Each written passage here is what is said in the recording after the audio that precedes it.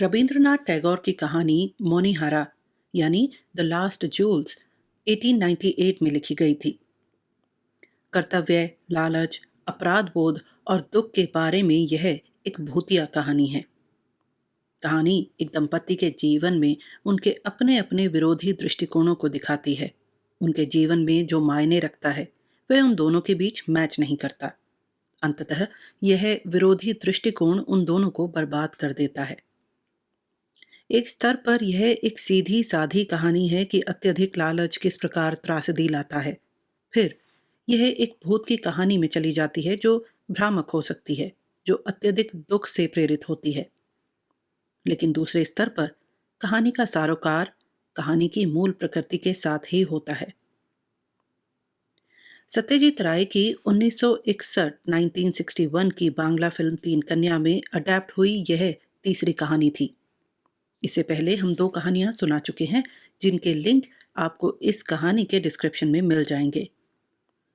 2015 में अनुराग बासु ने इसी कहानी को अपनी series stories bye Rabindranath Tagore के 25वें एपिसोड में हिंदी भाषा में चित्रित किया। आइए सुनते हैं मोनीहारा द लास्ट जूल्स मेरे यानी मनीषा के साथ, सिर्फ कथा कहानी काव्य पर। मेरी नौका ने स्नान घाट की टूटी फूटी सीढ़ियों के समीप लंगर डाला। सूर्यास्त हो चुका था। नाविक नौका के तख्ते पर ही सूर्यास्त की नमाज अदा करने लगा। प्रत्येक सजदे के पश्चात उसकी काली छाया सिंदूरी आकाश के नीचे एक चमक के समान खिंच जाती। नदी के किनारे एक जीर्ण शीर्ण इमारत खड़ी थी जिसका छज्जा इस प्रकार झुका हुआ था कि उसके गिर पड़ने की हर घड़ी भारी शंका रहती थी। उसके द्वारों और खिड़कियों के किवाड़ बहुत पुराने और ढीले हो चुके थे। चारों ओर शून्यता छाई हुई थी। उस शून्य वातावरण में सहसा एक मनुष्य की आवाज मेरे कानों में पड़ी और मैं कांप उठा। आप कहाँ से आ रहे हैं? मैंने गर्दन घुमाकर देखा तो एक पीले लंबे और वृद्ध मनुष्य की शक्ल दिखाई पड़ी जिसकी हड्डियां निकली हुई थी। दुर्भाग्य के लक्षण सिर से पैर तक प्रकट हो रहे थे। वह मुझसे 2-4 सीढ़ियां ऊपर खड़ा था, सिल्क का मैला कोट और उसके नीचे एक मैली सी धोती बांधे हुए। उसका निर्बल शरीर, उतरा हुआ मुख और लड़खड़ाते हुए कदम बता रहे थे कि उस क्षुधा पीड़ित मनुष्य को शुद्ध वायु से अधिक भोजन की आवश्यकता है। मैं रांची से आ रहा हूं। यह सुनकर वह मेरे बराबर उसी सीढ़ी पर आ बैठा। और आपका काम? व्यापार करता हूं। काहे का? इमारती लकड़ी, रेशम और त्रिफला का। आ, नाम क्या है आपका? एक क्षण सोचने के बाद मैंने उसे अपना एक बनावटी नाम बता दिया, किंतु वह अब मुझे एक टक देख रहा था। परंतु आपका यहाँ आना कैसे हुआ? केवल मनोरंजन के लिए या वायु परिवर्तन के लिए? वायु परिवर्तन के लिए। यह भी खूब कही।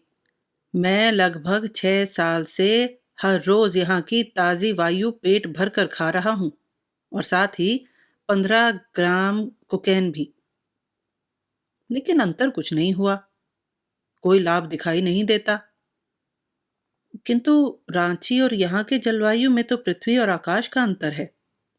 इसमें संदेह नहीं, किंतु आप यहाँ ठहरे किसके स्थान पर हैं? क्या इसी मकान में? संभवतः उस व्यक्ति को संदेह हो गया था कि मुझे उसके किसी गड़े हुए धन का कहीं से सुराग मिल गया है और मैं उस स्थान पर ठहरने के लिए नहीं बल्कि उसी गड़े हुए धन पर अपना अधिकार जमाने आया हूं। मकान की भलाई बुराई के संबंध में एक शब्द तक कहे बिना उसने अपने उस मकान के स्वामी की 15 साल पूर्व की एक कथा सुनानी आरंभ कर दी। उसकी गंजी खोपड़ी में गहरी और चमकदार काली आंखें मुझे कॉलरिज के पुराने नाविक का स्मरण करा रही थी। वह एक स्थानीय स्कूल में अध्यापक था। नाविक ने समाज से निवृत्त होकर रोटी बनानी आरंभ कर दी। सूर्यास्त होने के समय आकाश के सिंदूरी रंग पर अधिकार जमाने वाली अंधेरे में वह खंडहर भवन एक विचित्र सा भयावह दृश्य प्रदर्शित कर रहा था। मेरे पास सीढ़ी पर बैठे हुए उस दुबले और लंबे स्कूल मास्टर ने कहा,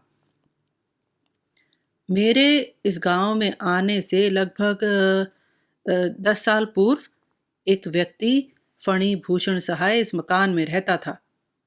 उसका चाचा दुर्गा मोहन बिना अपने किसी उत्तराधिकारी के मर गया, जिसकी संपूर्ण संपत्ति और विस्तृत व्यापार का अकेला वही अधिकारी था। पाश्चात्य शिक्षा और नई सभ्यता का भूत फणिभूषण पर सवार था। कॉलेज में कई वर्षों तक शिक्षा प्राप्त कर चुका था। वह अंग्रेजों की भांति कोठी में जूता पहने फिरता था। यह कहने की आवश्यकता नहीं कि ये लोग उनके साथ कोई व्यापारिक रियायत देने के रवादार न थे। भली भांति जानते थे कि फणिभूषण आखिर को एक नए बंगाल की वायु में सांस ले रहा है।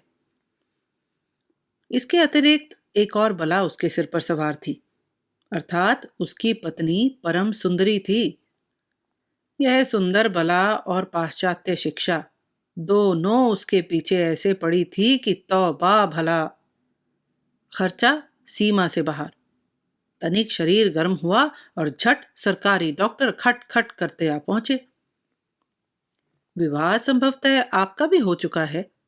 आपको भी वास्तव में यह अनुभव हो गया है कि स्त्री कठोर स्वभाव वाले पति को सर्वदा पसंद करती है। वह अभागा व्यक्ति जो अपनी पत्नी के प्रेम से वंचित हो, यह न समझ बैठे कि वह इस संपत्ति से मालामाल नहीं या सौंदर्य से वंचित है। विश्वास कीजिए, वह अपनी सीमा से अधिक कोमल प्रकृति और प्रेम के कारण इसी दुर्भाग्य में फंसा हुआ है। मैंने इस विषय में खूब सोचा है और इस तथ्य पर पहुंचा हूं कि यह है भी ठीक। पूछिए क्यों? लीजिए, इस प्रश्न का संक्षिप्त और विस्तृत उत्तर इस प्रकार है। यह तो आप अवश्य मानेंगे कि कोई भी व्यक्ति उस समय तक वास्तविक प्रसन्नता प्राप्त नहीं कर सकता जब तक कि उसे अपने जन्मजात विचार और स्वाभाविक योग्यताओं के प्रकट करने के लिए एक विस्तृत क्षेत्र प्राप्त न हो। हरिण को आपने देखा है, वह अपने सींगों को वृक्ष से रगड़कर आनंद प्राप्त करता है, नर्म और नाजुक केले के खंभे से नहीं। सृष्टि के आरंभ से ही नारी जाति इस जंगली और कठोर स्वभाव पुरुष को जीतने के लिए विशेष ढंग सीखती चली आ रही है। यदि उसे पहले से ही आज्ञाकारी पति मिल जाए तो उसके वे आकर्षक हथकंडे जो उसको माँ और दादियों से बपौती रूप में मिले हैं और लंबे समय से निरंतर चलते रहने के कारण सीमा से अधिक सत्य भी सिद्ध हुए हैं, न केवल बेकार रह जाते हैं बल्कि स्त्री को भार स्वरूप मालूम होने लगते हैं।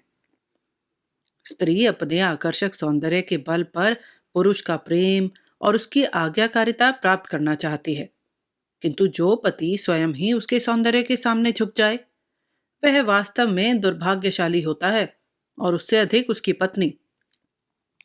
वर्तमान सभ्यता ने ईश्वर प्रदत्त उपहार अर्थात पुरुष की सुंदर कठोरता उससे छीन ली है। पुरुष ने अपनी निर्बलता से स्त्री के दाम्पत्य स्पंदन को बड़ी सीमा तक ढीला कर दिया है। मेरी इसी कहानी का भागा फणिभूषण भी इस नवीन सभ्यता की छलना से छला हुआ था, और यही कारण था कि न वह अपने व्यापार में सफल था और न गृहस्थ जीवन से संतुष्ट। यदि एक और वह अपने व्यापार में लाभ से बेखबर था तो दूसरी ओर अपनी पत्नी के पतित्व अधिकार से वंचित। फणिभूषण की पत्नी मणि मल्लिका को प्रेम और विलास सामग्री बेमांगे मिली थी। उसे सुंदर और बहुमूल्य साड़ियों के लिए अनुनय विनय तो क्या, पति से कहने की आवश्यकता न होती थी। सोने के आभूषणों के लिए उसे झुकना न पड़ता था। इसीलिए उसके स्त्रियोचित स्वभाव को आज्ञा देने वाले स्वर का जीवन में कभी आभास न हुआ था। यही कारण था कि वह अपनी प्रेममयी भावनाओं के आवेश की स्थिति उत्पन्न न कर पाती थी। उसके कान, लो स्वीकार करो कि मधुर शब्दों से परिचित थे, किंतु उसके होंठ लाओ और दो से सर्वथा अपरिचित।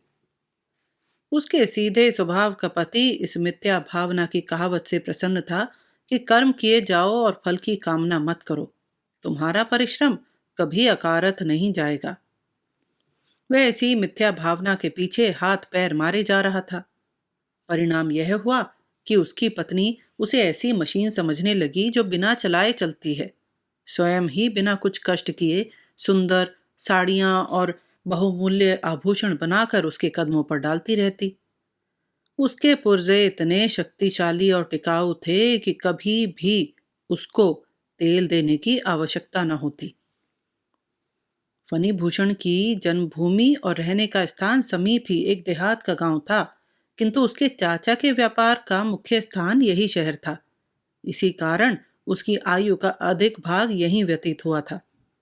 वैसे माँ मर चुकी थी, किंतु मौसी और मामियाँ आदि ईश्वर की कृपा से विद्यमान थी।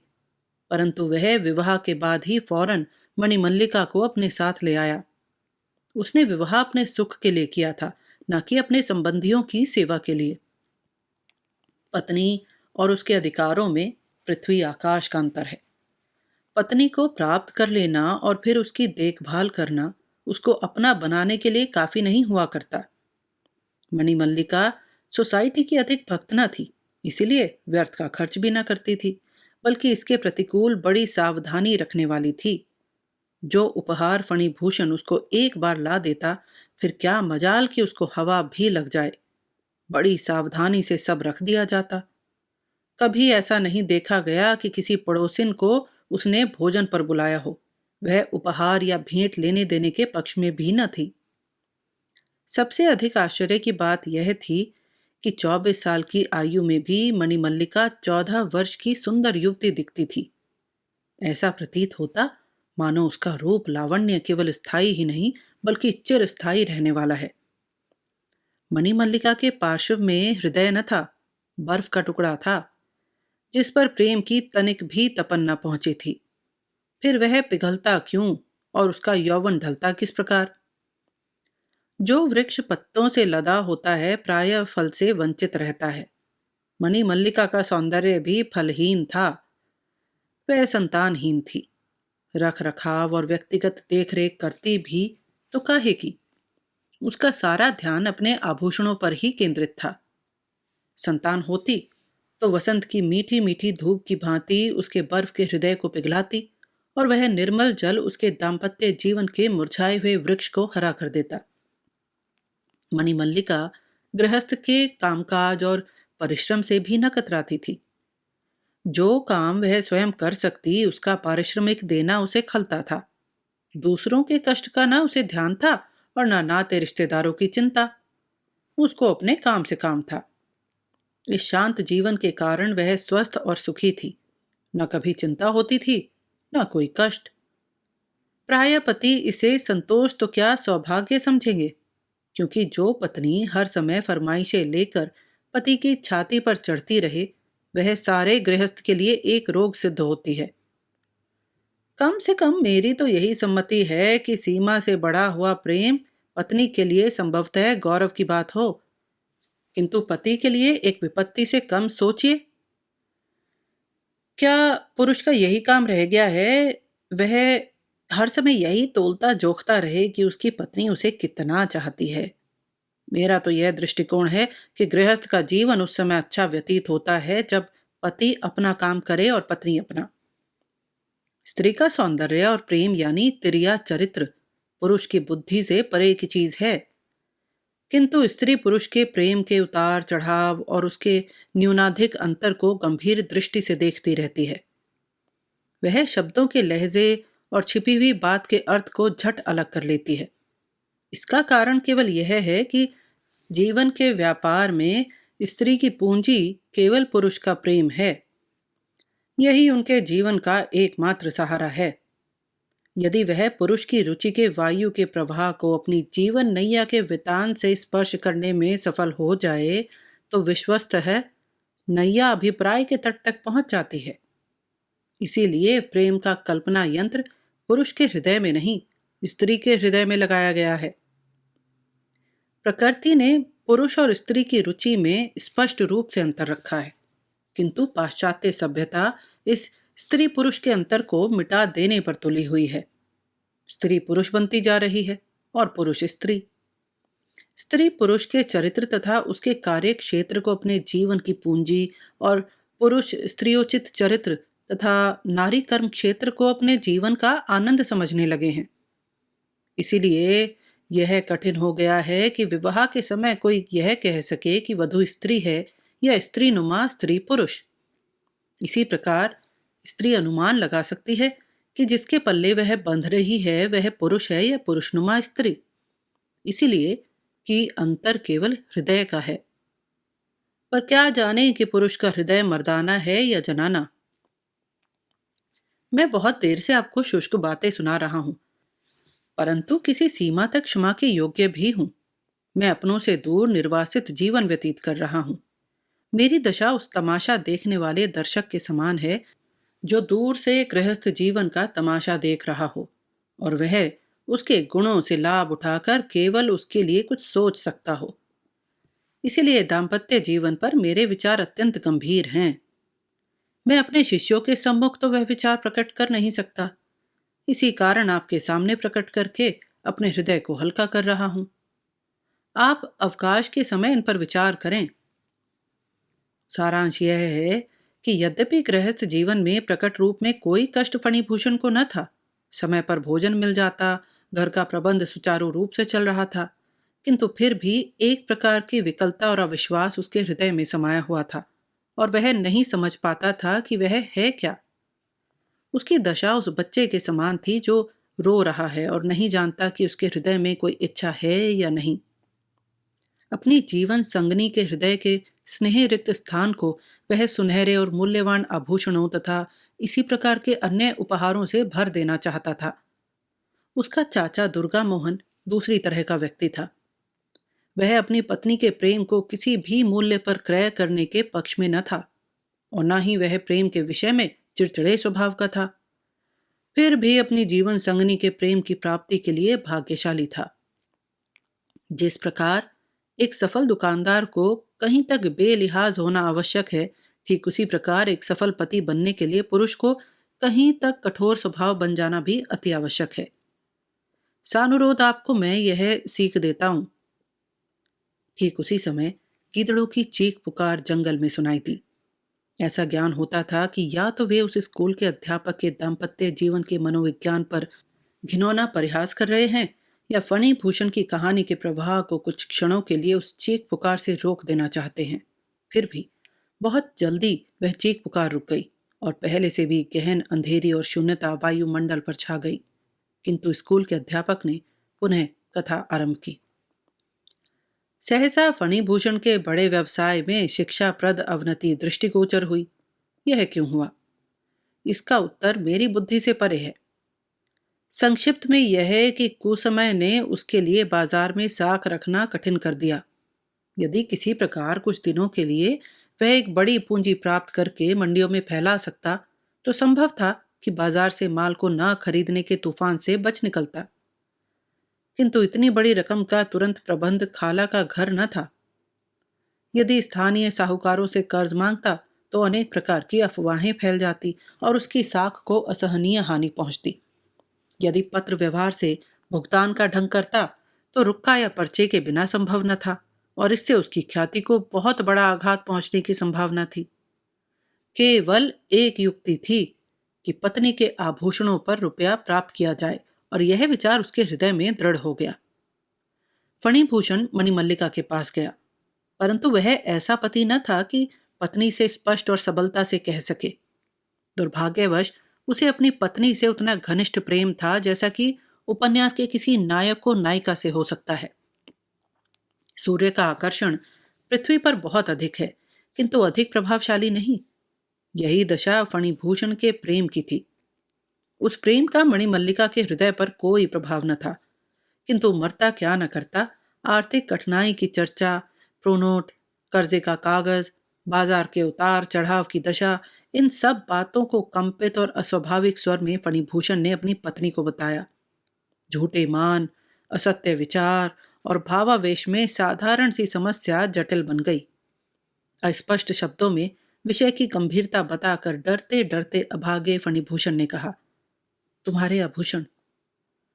मणिमल्लिका ने न हाँ कही और न ना, और ना उसके मुख से कुछ ज्ञात होता था।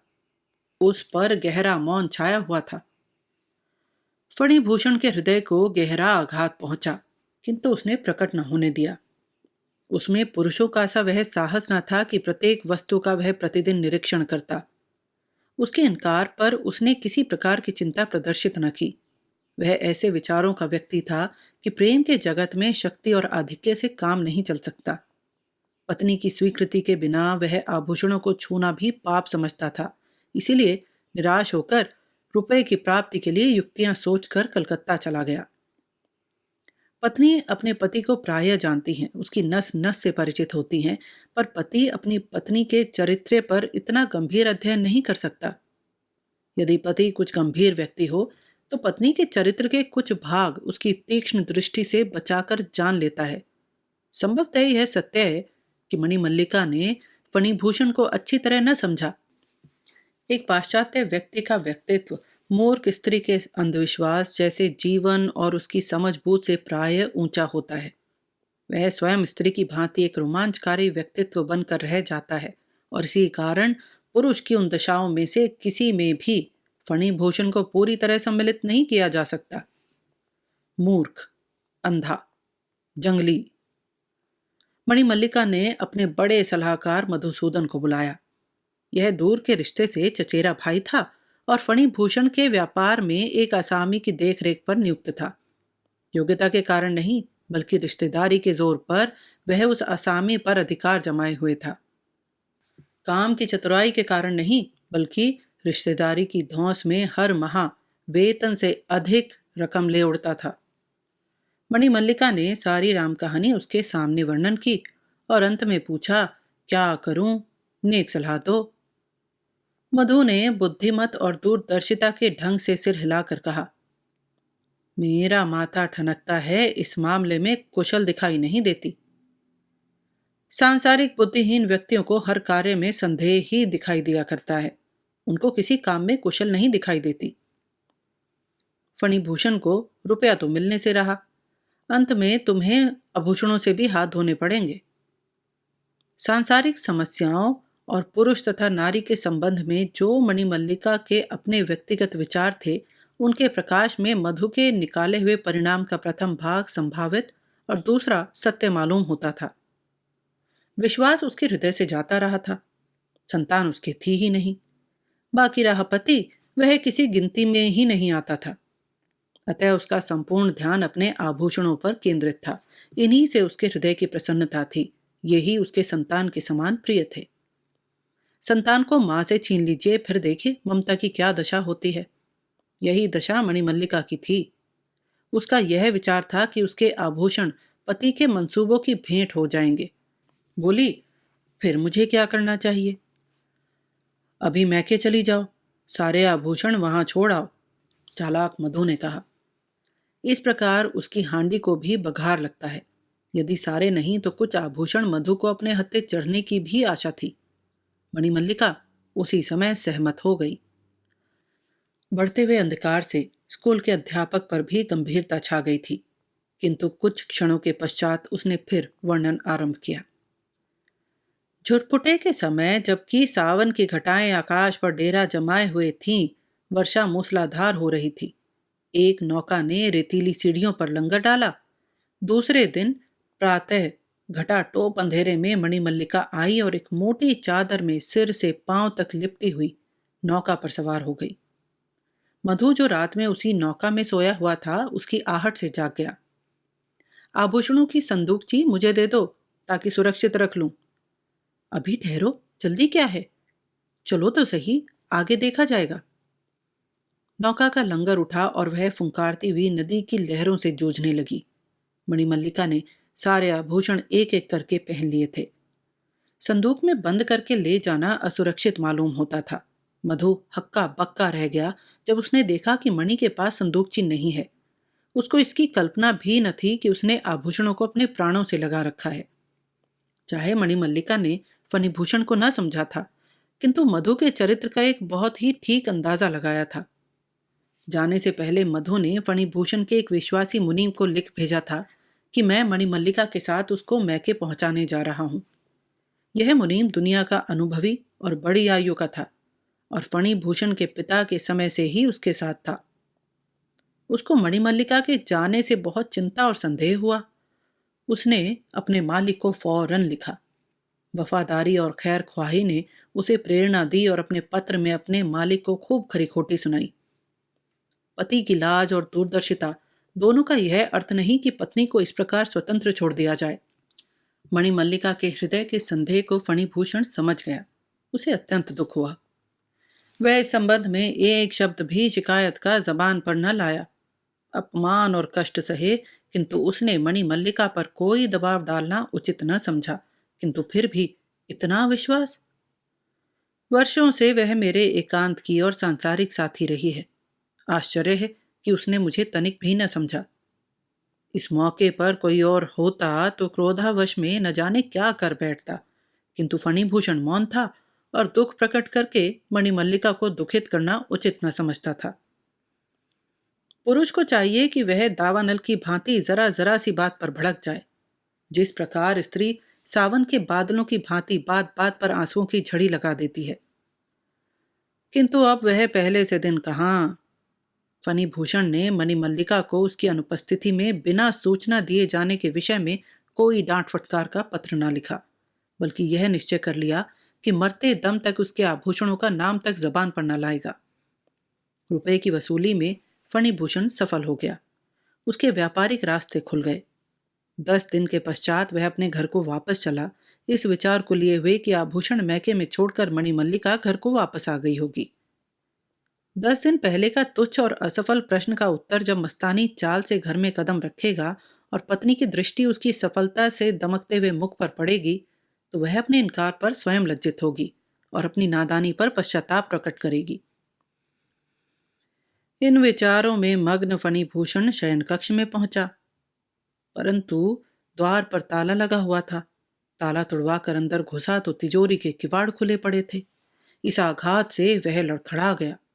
शुभ चिंता और प्रेम उस समय उसके पास निरर्थक और अस्पष्ट शब्द थे। सोने का पिंजरा, जिसकी प्रत्येक सुनहली तीली को उसने अपने प्राण और आन का मूल्य देकर प्राप्त किया था, टूट चुका था और खाली पड़ा था।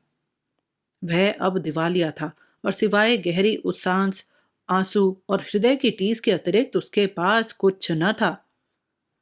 मणिमल्लिका को बुलाने का ध्यान भी उसके हृदय में न आया। उसने यह निश्चय कर लिया कि वह अब चाहे आए या ना आए, किंतु वृद्ध मुनीम इस निश्चय के विरुद्ध था। वह अनुरोध कर रहा था कि कम से कम कुशल क्षेम अवश्य मंगानी चाहिए। इतनी देरी का कोई कारण समझ में नहीं आता। उसके अनुरोध से विवश होकर मणिमल्लिका के मैके को आदमी भेजा गया, किंतु वह यह अशुभ समाचार लाया कि न यहाँ मणिमल्लिका आई है न मधु। यह सुना तो पांव तले की जमीन निकल गई।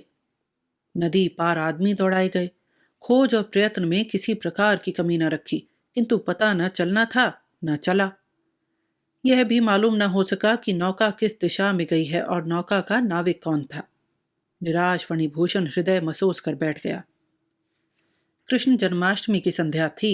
वर्षा हो रही थी। फणिभूषण शयन कक्ष में अकेला था। गांव में एक व्यक्ति भी बाकी न था। जन्माष्टमी के मेले ने गांव का गांव सूना कर दिया था।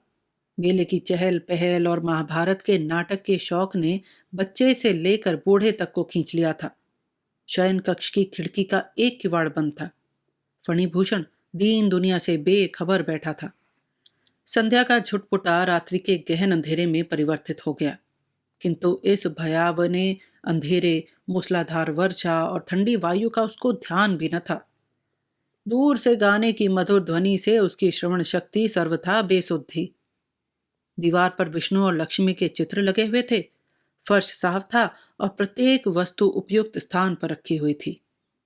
पलंग के समीप एक खूंटी पर एक सुंदर और आकर्षक साड़ी लटकी हुई थी। सिरहाने एक छोटी सी मेज पर पान का बीड़ा स्वयं मणिमल्लिका के हाथ का बना हुआ रखा रखा सूख चुका था। विभिन्न वस्तुएं सलीके से अपने अपने स्थान पर रखी हुई थी।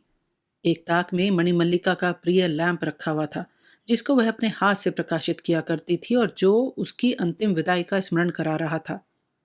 मणि की स्मृति में इन संपूर्ण वस्तुओं का मौन रुदन उस कमरे को कामना का शोक स्थल बनाए हुए था। फणिभूषण का हृदय स्वतः कह रहा था, प्यारी मणि, आओ और अपने प्राणमय सौंदर्य से इन सब में प्राण फूंक दो। कहीं आधी रात के लगभग जाकर बूंदों की तड़ तड़ थमी, किंतु फणिभूषण उसी विचार में खोया बैठा था। अंधेरी रात के असीमित धुंधले वायुमंडल पर मृत्यु की राजधानी का सिक्का चल रहा था। फणिभूषण की दुखित आत्मा का रुग्ण स्वर इतना पीड़ामय था कि यदि मृत्यु की नींद सोने वाली मणिमंडिका भी सुन ले तो एक बार नेत्र खोल दे और अपने सोने के आभूषण पहने हुए उस अंधेरे में ऐसी प्रकट हो जैसे कसौटी के कठोर पत्थर पर किंचित सुनहरी रेखा। सहसा फणिभूषण के कान में किसी के पैरों की आहट सुनाई दी। ऐसा मालूम होता था कि नदी के तट से वह उस घर की ओर वापस आ रही है। नदी की काली लहरें रात की अंधेरी में मालूम न होती थी। आशा की प्रसन्नता ने उसे जीवित कर दिया। उसके नेत्र चमक उठे। उसने अंधकार के पर्दे को फाड़ना चाहा, किंतु व्यर्थ। जितना अधिक वह नेत्र फाड़कर देखता था, अंधकार के पर्दे और अधिक गहन होते जाते थे और यह मालूम होता था कि प्रकृति इस भयावनी अंधेरी में मनुष्य के हस्तक्षेप के विरुद्ध विद्रोह प्रकट कर रही है। आवाज समीप में समीपतर होती गई, यहां तक कि सीढ़ियों पर चढ़ी और सामने द्वार पर आकर रुक गई, जिस पर ताला लगा हुआ था। द्वारपाल भी मेले में गया था। द्वार पर धीमी सी खुट खुट सुनाई दी, ऐसी जैसे आभूषणों से सुसज्जित स्त्री का हाथ द्वार खटखटा रहा हो। फणिभूषण सहन न कर सका। जीने से उतरकर बरामदे से होता हुआ द्वार पर पहुंचा। ताला बाहर से लगा हुआ था। संपूर्ण शक्ति से उसने द्वार हिलाया। शोरगुल से उसका सपना टूटा तो वहां कुछ न था। वह पसीने में सारोबार था, हाथ पांव ठंडे हुए थे। उसका हृदय टिमटिमाते हुए दीपक के अंतिम प्रकाश की भांति जलकर बुझने को तैयार था। वर्षा की तड़तड़ ध्वनि के सिवाय कुछ भी सुनाई न देता था। फणिभूषण से यह वास्तविकता किंचित मात्र भी विस्मृत न हुई थी कि उसकी अधूरी इच्छाएं पूरी होते होते रह गई। दूसरी रात को फिर नाटक होने वाला था। नौकर ने आज्ञा चाही तो चेतावनी दे दी कि बाहर का द्वार खुला रहे। यह कैसे हो सकता है? विभिन्न स्वभाव के व्यक्ति बाहर से मेले में आए हुए हैं, दुर्घटना का संदेह है। नौकर ने कहा, नहीं, तुम जरूर खुला रखो। तो फिर मैं मेले नहीं जाऊंगा। तुम अवश्य जाओ। नौकर आश्चर्य में था कि आखिर उनका आशय क्या है। जब संध्या हो गई और चहुं ओर अंधकार छा गया तो फणिभूषण उस खिड़की में आ बैठा। आकाश पर गहरा कोहरा छाया हुआ था। घनघोर घटाएं ऐसी तुली खड़ी थी कि जल थल एक कर दे। चहुं ओर शून्यता का राज्य था। ऐसा मालूम होता था कि सारे संसार का वायुमंडल मौन भाव से किसी मधुर ध्वनि को सुनने के लिए अपने कान लगाए हुए है। मेंढकों की निरंतर टर टर और ग्रामीण स्वांगों की कंपित ध्वनि भी उस शून्यता में बाधक न मालूम होती थी। आधी रात के लगभग फिर संपूर्ण शोर, चहल पहल रात्रि के मौन में सोने लगा। रात ने अपने काले वस्त्रों पर एक और काला आवरण डाल दिया।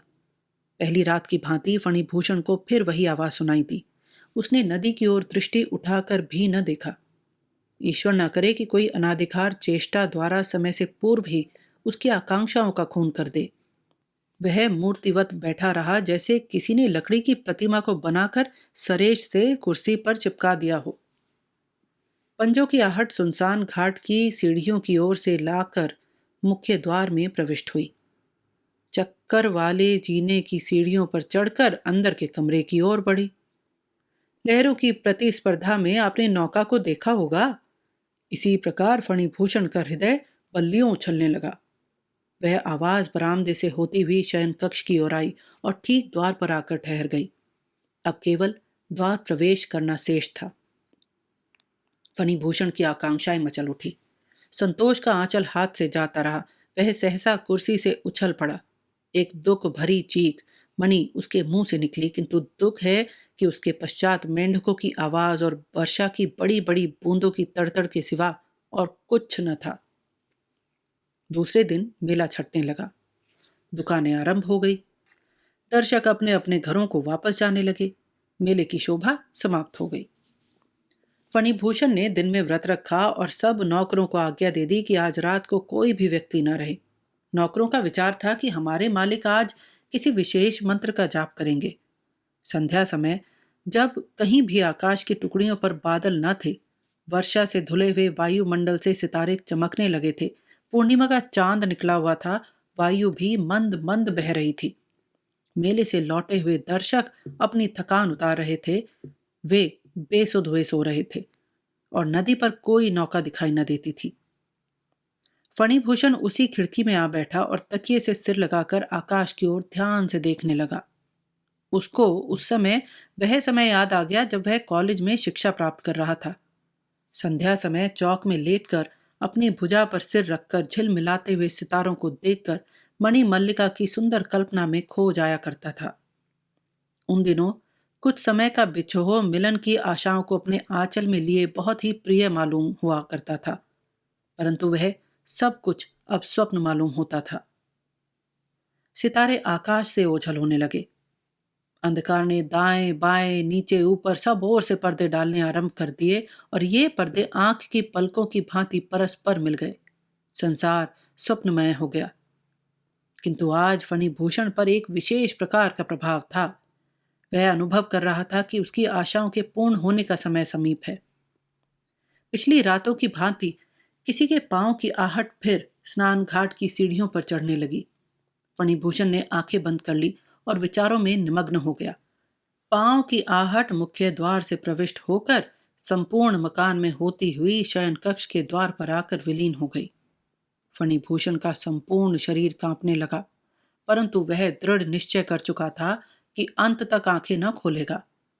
आहट कमरे में प्रविष्ट हुई। खूंटी पर की साड़ी, ताक के लैंप, खुले हुए पानदान और अन्य वस्तुओं के पास थोड़ी थोड़ी देर ठहरी और अंत में फणिभूषण की कुर्सी की ओर बढ़ी। अब फणिभूषण ने आंखें खोल दी। धीमी धीमी चांदनी खिड़की से आ रही थी। उसकी दृष्टि के सामने एक ढांचा, एक हड्डियों का पिंजर खड़ा था। उसके रोम रोम में छल, कलाइयों में कड़े, गले में माला। सारांश यह है कि प्रत्येक जोड़ जड़ाऊ आभूषणों से दमक रहा था।